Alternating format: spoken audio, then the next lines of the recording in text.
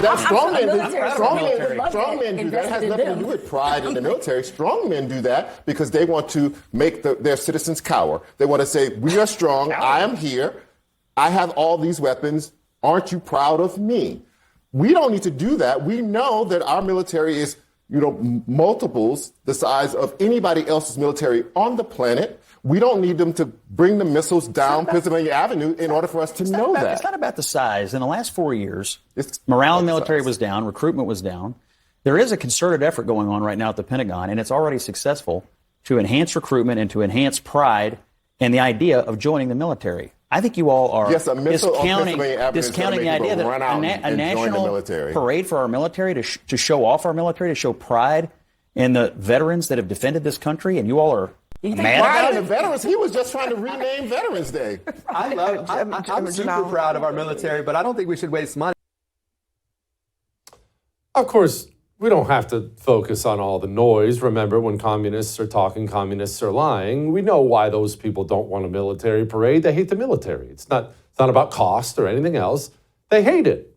Why? Joining me now, retired Marine, United States Special Operations Command, Jason Nelson. Hey, Jason, why do these people hate the military so much? They always have. Why? Jesse, I think that to them it represents some sort of, to us it represents strength. It represents the ability to be able to defend yourself as a nation. It's what gives us the ability to self-determination, self-sufficiency.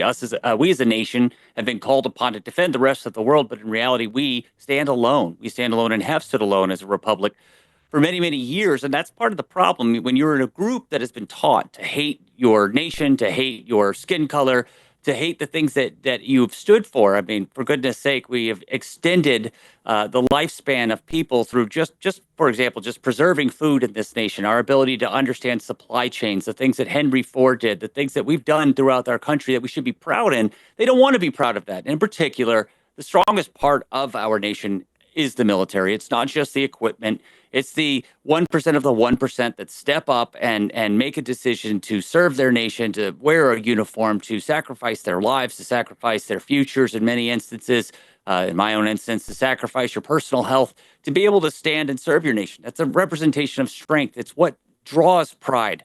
Pride in seeing that strength and seeing our ability. And that's everything that liberals hate about our nation. To them, it represents, I guess, colonialism or something of that nature. It's an extension of white supremacy. I don't know. But in the end, what I believe is that it shows what people should be proud of. It should be proud of the everyday Americans who stepped forward and made the decision to serve their nation.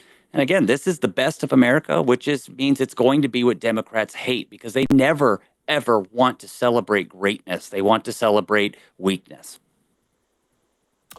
Jason, our 250th birthday is next year, as most people know. And I think most people understand that Trump is probably going to be so unbelievably over the top and awesome about the whole thing because it's Trump and that's just kind of the way he is. I understand you had an idea about it. Yeah, we've been working behind the scenes. So let me give a little background here. 39% of Americans in 2021, only 39% of Americans said they had some pride in our nation. Okay, only some pride in our nation. Everyone else, that's 61% of Americans, have no pride in our nation. At no point do they walk around and think, I'm proud of who we are. I think a lot of that stems from the fact that we've been told for so long, we're just a compilation of flyover states and rednecks and hicks who all hate the rest of the world.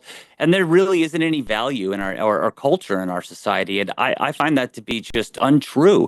I think the problem is we haven't begun to celebrate. We've lost the nerve to celebrate all the greatness. And funny enough, is a lot of this greatness came from immigrants who came to this country, whether you're talking about the Transcontinental Railroad or when you're going to talk about large families that have contributed to everything from the westward expansion up until the greatest generation. These were the things that the people who put in just the day after day's work to be able to highlight all of the strengths that come from all of the people in this country and what they've brought to it. And unfortunately, we've lost that. Remember, they only want to talk about where we failed, all of the things that we do that are horrible. We've been working behind the scenes with the committee to sit here and find ways in which we could display what's happening, the beautiful things around this country. We'd like to see a state-by-state display done, and I can't really get into the details, but through actually a border wall that we're going to display within on the National Mall. So I think that when we look at what we've done, and I was asked, producer's great. He said, "What is it that you guys do you think very patriotic you've done?" And I could point to being at a naturalization ceremony when I was downrange and escorting a young soldier as he became an American. That was a massive amount of pride in that. But I think about the things that I do in my own life, and for us, it's raising a large family. It's having 5 children and sitting here and saying, we're going to raise them to be great Americans. We're going to raise them to have pride. Pride in their nation, but pride in their own abilities, and to teach them to stand on their own and be autonomous. And that's what makes a great nation, and showing them the great things about this nation. And I think that we need to start a new initiative to show school children and on up. We need a traveling, some sort of display that would sit here and give these kids a real insight into what this nation is, and not through the indoctrination that they've been experiencing through their education right now, which is just telling everyone the horrible things about us. Let's start to share the great things about this nation, because if we don't have national pride, we're never going to have people who are seeking to make this country stronger. We're only going to continue to have people who want to dismantle the great things about this nation. And I think it's going to take a lot of work, but we have a great opportunity right now with the 250th to sit here and, again, highlight the history of this nation. It isn't political. It's just heritage. No, it's not. Well, at least to us, it's not political. To the left, it certainly is. Jason, wrapping this up here, where do you begin with your own children? Like, where should parents begin? Because parents don't know. They don't have some blueprint laid out. 250th aside, and parades and Independence Day aside. As a parent, when do you begin? How do you begin?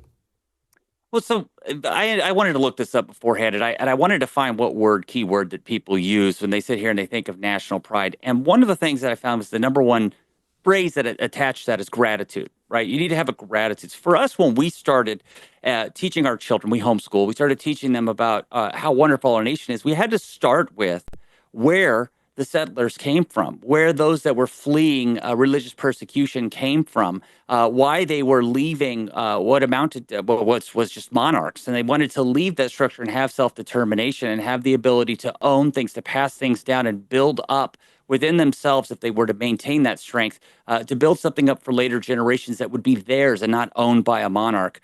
So we started with the persecution, those who fled to this nation, and why they wrote the Constitution the way they did.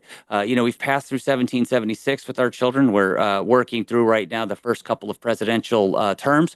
But that said, one of the great things that we focused on was having to understand why you should have gratitude, the things that you couldn't have, the illegal search and seizure, the boarding of troops, the lack of the Second Amendment and the First Amendment. Having them understand the baseline of why we needed those rights and guaranteed rights that were given to us by God, and why we needed to cement that in writing is probably one of the key things that we've thought has built some national pride. Understanding what you don't have in other nations and why our nation needed to exist in the first place. Amen. I love it. Semper Fi, my brother. Come back soon. I would thank you for coming to my YouTube channel, but I know how brilliant it is, and I know you love it here. So subscribe and watch. We're going to start really ramping things up and putting some funny stuff, some interesting stuff out there, some collaborations. Either way, my YouTube channel is officially the place to be. So stick around.